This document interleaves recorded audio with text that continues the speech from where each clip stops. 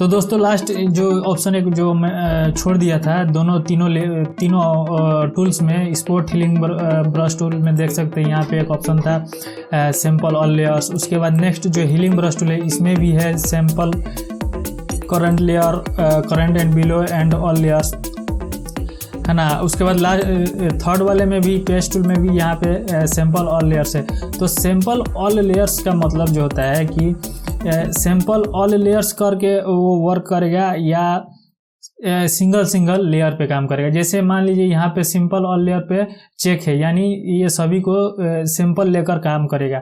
और अगर यहाँ पे अनचेक कर दिया तब क्या करेगा, तो देखिए अनचेक किया हुआ है और ऊपर वाला लेयर्स हमारा ये सिलेक्ट है और इसको हम लोग रिमूव करना चाहते हैं इसको, और चाहते हैं कि साथ साथ ये भी रिमूव हो जाता है। ऐसा रिमूव होगा? नहीं होगा। क्यों नहीं होगा? क्योंकि हमने सिंपल ये अलग लेयर है और ये दूसरा लेयर है।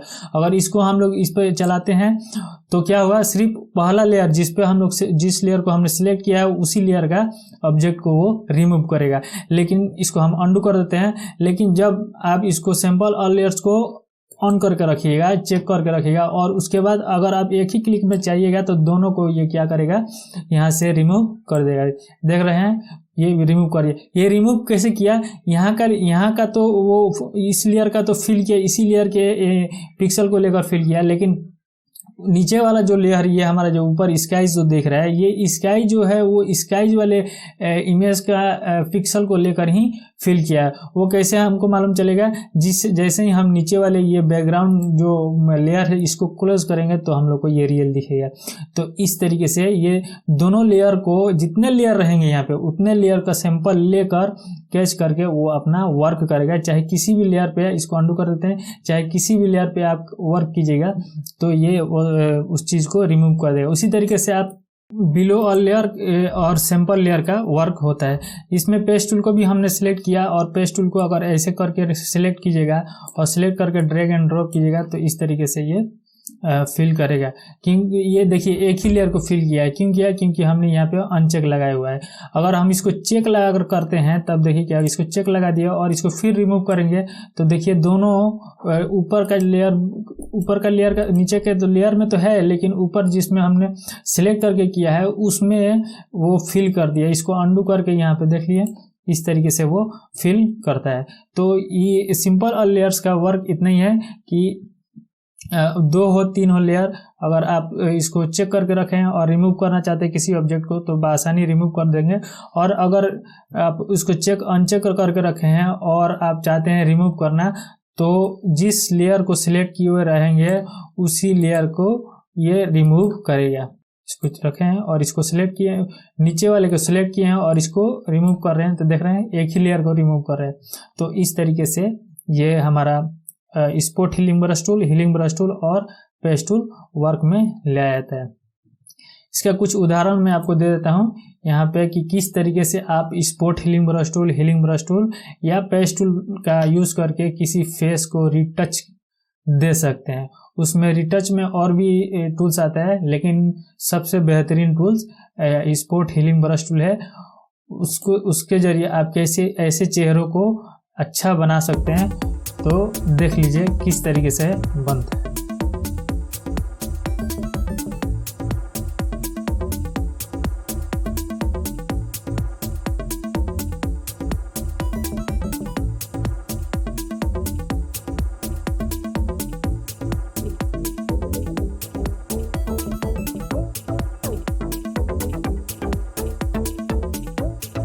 ठीक है, उसके बाद नेक्स्ट जो है वो हमारा है, यहाँ पे सिलेक्ट कर लेते हैं, शिफ्ट के साथ जे प्रेस कीजिएगा तो कंटेंट अवेयर टूल सिलेक्ट हो जाएगा। उसके बाद इसको क्या कीजिएगा, सिलेक्शन यहाँ से कीजिएगा। सिलेक्शन करने के बाद आप यहाँ पे प्रेस करके उठा कर ले जाकर कहीं दूसरी जगह पर आप रखिएगा तो क्या होगा, इसका जगह जो है एक जगह से दूसरी जगह आप इसको शिफ्ट कर सकते हैं। देखिए इस तरीके से ये आपने शिफ्ट कर दिया। अगर आप चाहते हैं इस डक को यहाँ से उठाकर और थोड़ा सा उधर ले जाकर रखना, तो इस तरीके से अगर कोई आपका ज़रूरत हो इस तरीके का इमेज को बनाना तो आप इस तरीके से बना सकते हैं।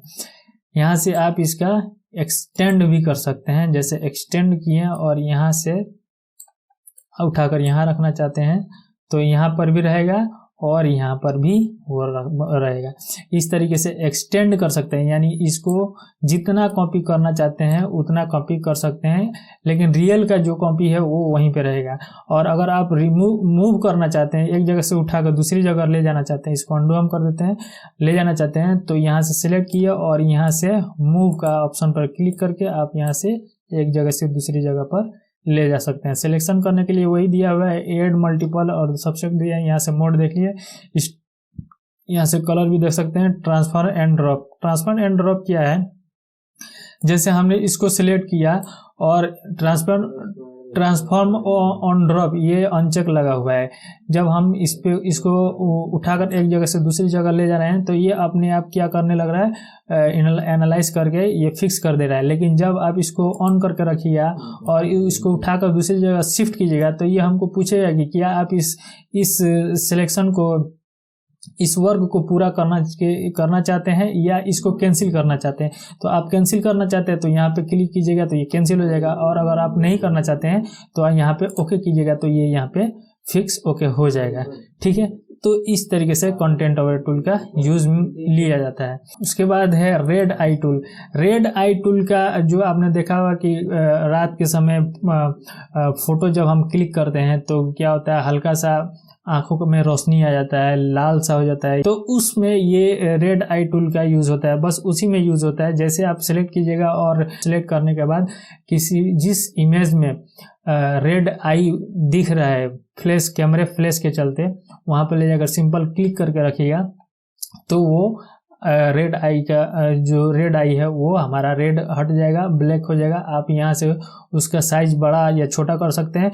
ये डार्कन का जो डार्क, कितना डार्क करना चाहते हैं उसको लिए आप यहाँ से ज़्यादा या कम कर सकते हैं। कम काला करना चाहते हैं तो कम कर सकते हैं, यहाँ से ही यहीं से आप उसको एडजस्ट कर सकते हैं। ठीक है, तो रेड आई टूल का बेसिक काम यही है। तो ये था मेरा आज का वीडियो। आपको कैसा लगा आप मुझे कमेंट सेक्शन में ज़रूर कमेंट करें, और पसंद आए हो तो लाइक ज़रूर करें, भाई को सब्सक्राइब कर लें ताकि आगे के आने वाले नोटिफिकेशन सबसे पहले आपको मिले। तो मिलते हैं नेक्स्ट वीडियो में, तब तक के लिए